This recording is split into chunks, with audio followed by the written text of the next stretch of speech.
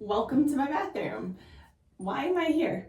Today we're going to talk a little bit about your pelvic floor and constipation.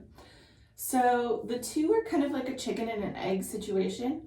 Mostly constipation is the problem. Every once in a while the pelvic floor can be the problem. So if you have issues with your pelvic floor and your pelvic floor needs some work, then it can cause constipation. So if you think of a pelvic floor that's incredibly tight and it's really hard to have a bowel movement, it can increase the chances of constipation.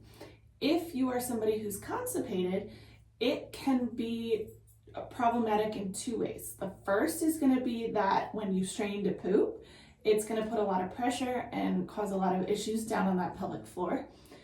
And then in general, your pelvis doesn't have a lot of space, but it has a lot of organs in it.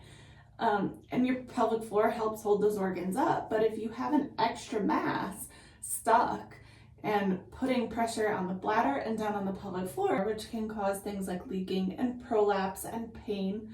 So making sure that you work on both the pelvic floor and preventing constipation is going to be incredibly beneficial in the long run. Especially early on in postpartum, that is a big reason why we're given those stool softeners, why we really want to be drinking water. So what are some things that you can do that will help avoid the constipation and also aid your pelvic floor? Making sure that you're hydrated, lots and lots of water, making sure that you chew your food, spend the time to chew. Don't just swallow big, huge pieces. The more you chew, the better your digestion is, and so that all helps. Making sure you get plenty of fiber, so whole grains, fruits, vegetables. Really, really, really making sure that you're getting some good fiber, especially with every meal. Making sure that you're eating more whole foods in general. Making sure, again, that you are paying attention to whether or not you're going regularly, paying attention to not bearing down when you're trying to poop, so avoid that strain.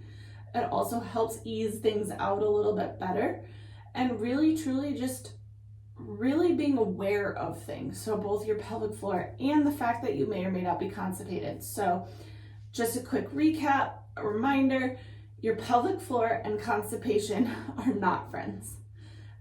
If you are having issues with your pelvic floor, like it is super tight already, definitely work on that to help ease the possibility of constipation. If you are constipated, it can be really, really harmful for that pelvic floor. So do everything you can to work through that, avoid it, and ease that constipation. You got this. We can do this together.